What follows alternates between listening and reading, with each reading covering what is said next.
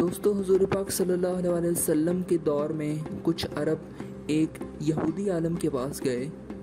اور اس سے کہا کہ ہمیں بتاؤ کہ حضرت محمد صلی اللہ علیہ وسلم سے ہم کون سے ایسے سوالات کریں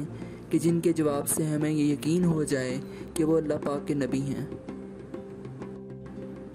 اس کے جواب میں یہودی عالم نے نبی پاک صلی اللہ علیہ وسلم سے 3 سوال پوچھنے کا کہا، جس میں سے ایک سوال یہ تھا کہ اصحاب کہف کون تھے۔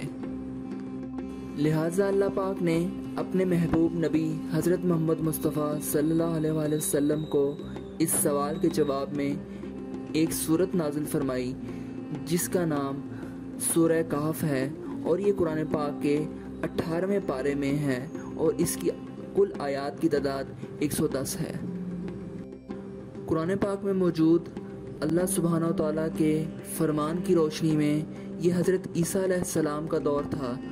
جب اللہ پاک نے ان کو موجودہ فلسطین میں تبلیغ و ہدایت کے لیے بھیجا، جہاں کے لوگ بت پرستی اور شرک میں مبتلا تھے۔ یہ علاقہ رومن امپائر کا حصہ تھا۔ یہاں ایک یہودی بادشاہ کی حکمرانی تھی جو کہ رومن امپائر کے ماتحت حکومت کیا کرتا تھا۔ جب حضرت عیسیٰ علیہ السلام نے یہاں تبلیغ شروع کی تو پھر لوگ آپ کے مخالف ہو گئے اور آپ کو گرفتار کر کے نعوذ باللہ سولی پر لٹکانا چاہا، مگر اللہ پاک کے حکم سے آپ کو زندہ آسمان پر اٹھا لیا گیا۔ اس واقعے کے کچھ عرصہ بعد یہودی لوگوں نے رومی حکمران کے خلاف بغاوت کر دی، لہٰذا اس کے رد عمل میں غصے میں آ کر ٹائٹس نامی بادشاہ نے یروشلم اور فلسطین پر حملہ کر دیا اور اس جگہ کو تاخت و تاراج کر دیا، اور یہاں تک کہ بیت المقدس کو بھی شہید کر دیا گیا۔ اس حملے میں ایک اندازے کے مطابق 1.5 لاکھ یہودیوں کو تہہ تیگ کر دیا گیا۔ جو بچے کچے یہودی یہاں رہ گئے تھے وہ جان بچا کر فلسطین سے بھاگ نکلے، اور یوں صرف عیسائی لوگ جو حضرت عیسیٰ علیہ السلام کے ماننے والے تھے یہاں آباد رہ گئے۔ دوستو یہ دور دقیانوس نامی بادشاہ کا تھا جو کہ رومی تھا اور بت پرست تھا، لہٰذا اس کی حکومت میں موجود عیسائی لوگوں پر اس نے ظلم و ستم کے پہاڑ توڑ ڈالے، یہاں تک کہ حضرت عیسیٰ علیہ السلام کے ماننے والوں اور ان کے حواریوں کو اس نے اپنے دربار میں بلایا اور ان سے کہا کہ میں تمہیں چند دن کا وقت دیتا ہوں اور تمہارے سامنے صرف 2 راستے ہیں، یا تو تم بت پرستی پر آمادہ ہو جاؤ یا پھر میں تمہیں قتل کروا دوں گا۔ دوستو عیسیٰ علیہ السلام کے یہ پیروکار لوگ دراصل اصحاب کہف تھے۔ ان نوجوانوں نے جب یہ دھمکی سنی تو شدید پریشانی میں مبتلا ہو گئے، کیونکہ وہ اس بادشاہ سے لڑنے کی ہمت اور عسکری طاقت نہیں رکھتے تھے، اور نہ ہی اس شہر میں رہ کر عیسائی تعلیمات کے مطابق زندگی گزار سکتے تھے، لہٰذا انہوں نے شہر چھوڑ کر کہیں بھاگ جانے کا فیصلہ کیا اور اللہ پاک کی ذات پر بھروسہ کر کے شہر سے نکل گئے۔ اللہ پاک سے دعا کی کہ وہ انہیں کوئی ایسا راستہ دکھائیں جو کہ اس مصیبت سے نجات کا باعث بنے، تک کہ وہ ایک پہاڑ کے غار میں چھپ گئے اور وہیں اسی غار میں سو گئے۔ اللہ پاک کی قدرت کی نشانی کہ انہیں وہاں سوتے سوتے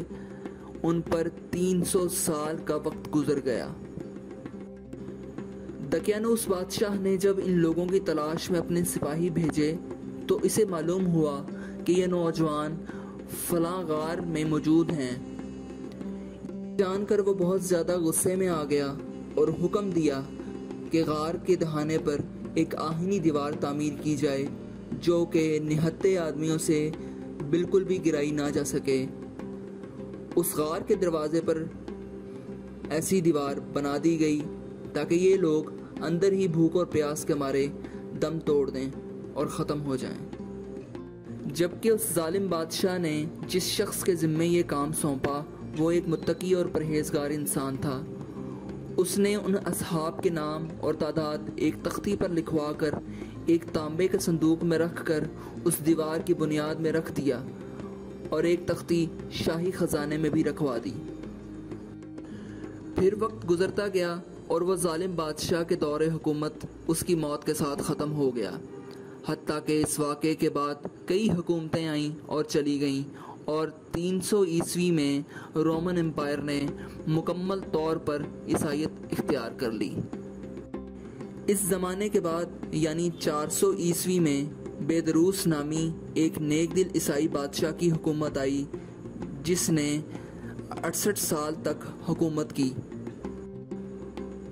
اس کے دور حکومت میں جب مذہبی فرقہ پرستی اپنے عروج کو پہنچ گئی اور لوگوں کو قیامت اور مرنے کے بعد دوبارہ زندہ کیے جانے پر یقین ختم ہو گیا تو اس نے اپنی قوم کا یہ حال دیکھ کر اللہ پاک سے دعا کی کہ یا اللہ کوئی ایسی نشانی ظاہر فرما جس سے میری قوم کو مرنے کے بعد زندہ ہونے پر دوبارہ یقین آ جائے اور ایک خدائے واحد کے ہونے کا یقین بھی آ جائے۔ اللہ پاک نے اس کی یہ دعا قبول فرمائی اور ایک دن ایک چرواہا اپنی بکریوں کو چرواتے ہوئے اس غار کے منہ پر اتفاقاً آ پہنچا اور وہ یہ دیکھ کر بہت حیران ہوا کہ یہ وہی غار تھی جہاں اصحاب کہف سو رہے تھے اور انہیں قید کر دیا گیا تھا۔ اس چرواہے نے کچھ لوگوں کے ساتھ مل کر اس دیوار کو گرا دیا اور دیوار کے گرتے ہی دیوار گرنے والوں پر ایسی دہشت اور خوف طاری ہوا کہ وہ وہاں سے ڈر کے مارے بھاگ کھڑے ہوئے۔ یوں اللہ پاک کے حکم سے اصحاب کہف اپنی نیند سے بیدار ہوئے اور ایک دوسرے سے سلام و کلام میں مشغول ہو گئے۔ جب وہ نیند سے جاگے تو ان پر فطری تقاضے حاوی ہونا شروع ہوئے اور انہیں بھوک لگی، تو انہوں نے اپنے ایک ساتھی جس کا نام یملیخا تھا اسے کہا کہ بازار جاؤ اور نہایت خاموشی اور رازداری سے کھانا لاؤ اور یہ بھی معلوم کرنا کہ دقیانوس ہمارے بارے میں کیا ارادہ رکھتا ہے۔ جب یملیخا بازار پہنچے تو یہ دیکھ کر حیران رہ گئے کہ ہر طرف مسلمانوں کا بول بالا تھا، حتیٰ کہ لوگ حضرت عیسیٰ علیہ السلام کا کلمہ پڑھ رہے تھے اور ان کی تعلیمات پر عمل پیرا تھے۔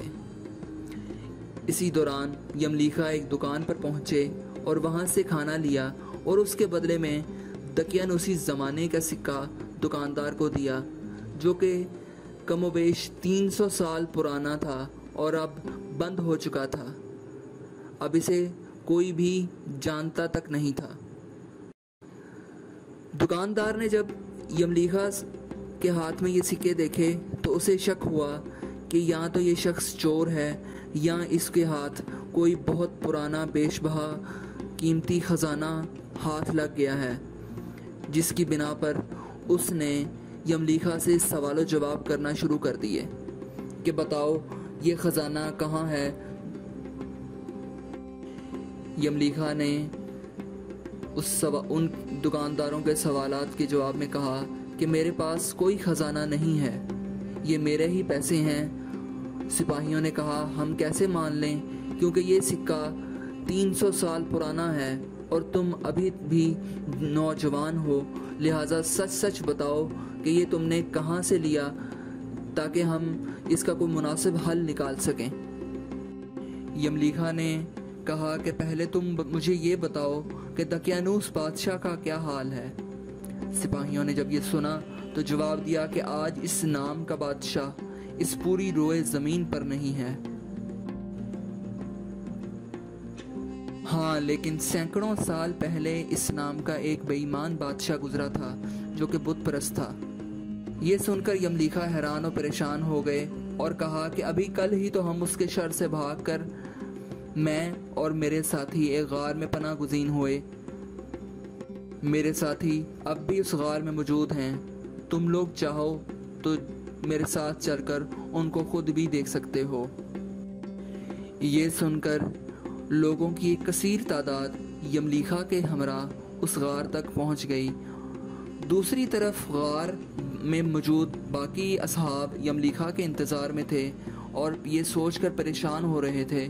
کہ پتہ نہیں کیا ماجرا ہوا ہے کہ یملیخا ابھی تک کھانا لے کر واپس نہیں آئے۔ انہیں یہ سوچ بھی پریشان کر رہی تھی کہ کہیں بادشاہ نے یملیخا کو گرفتار نہ کر لیا ہو۔ جب یملیخا کے ہمراہ یہ جماعت اس غار کے دہانے پر پہنچی تو اندر موجود باقی اصحاب نے جب باہر لوگوں کا شور سنا تو وہ سمجھے کہ دقیانوس کی فوج ہمارے سر پر آ پہنچی ہے، اور اس بات کا فکر میں وہ اللہ پاک کی ذات کو یاد کر کے دعاؤں اور ذکر میں مشغول ہو گئے۔ سپاہیوں نے غار کے دروازے پر موجود دیوار کو گرا دیا تاکہ وہ تانبے کے صندوق جس میں اصحاب کہف کی تعداد اور نام کی تختی موجود تھی، وہ تختی بھی انہیں مل گئی۔ لہٰذا انہیں یقین ہو گیا کہ یہ وہی اصحاب ہیں جو 300 سال پہلے غار میں پناہ گزین ہوئے تھے۔ سپاہی یہ سارا ماجرا دیکھ کر حیران ہو گئے، اور جب کچھ سمجھ میں نہیں آیا تو انہوں نے اپنے بادشاہ بیدروس کو اس معاملے کی اطلاع دی۔ بیدروس نے جب یہ خبر سنی تو بنا وقت ضائع کیے اپنے مصاحبین اور امراء کے ساتھ اس غار پر پہنچ گیا۔ اصحاب کہف نے غار سے نکل کر بادشاہ سے تمام واقعہ بیان کر دیا۔ بیدروس نے سجدہ شکر بجا لاتے ہوئے کہا کہ اللہ پاک کا شکر ہے کہ میری دعا قبول کی، اور اللہ پاک نے یہ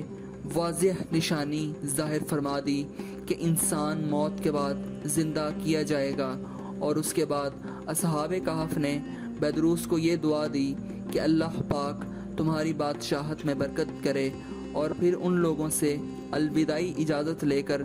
دوبارہ اسی غار کے اندر چلے گئے اور سو گئے۔ اور پھر اسی نیند کی حالت میں اللہ پاک نے ان اصحاب کو موت دے دی۔ بادشاہ بیدروس نے سال کی لکڑی کا صندوق بنوایا اور اصحاب کہف کے اجسام کو ان میں رکھوا دیا۔ اس بادشاہ نے غار کے دہانے پر ایک مسجد بھی تعمیر کروائی، اور سال میں ایک دن معین کر دیا جب لوگ اصحاب کہف کی قبور کی زیارت کے لیے وہاں آیا کرتے تھے۔ اصحاب کہف کی تعداد اور اسماء کے بارے میں مختلف علماء کرام کی بہت سی رائے پائی جاتی ہیں۔ دوستو، میرے اور آپ کے لیے اس واقعے میں اللہ پاک کی قدرت کی بہت سی نشانیاں ہیں۔ اگر آج کے جدید سائنٹیفک علم کی روشنی میں اس واقعے کو دیکھا جائے تو ہمیں اس میں ٹائم ٹریول، ورم ہول جیسی جدید انسانی دریافتوں کی چابیاں ملتی ہیں۔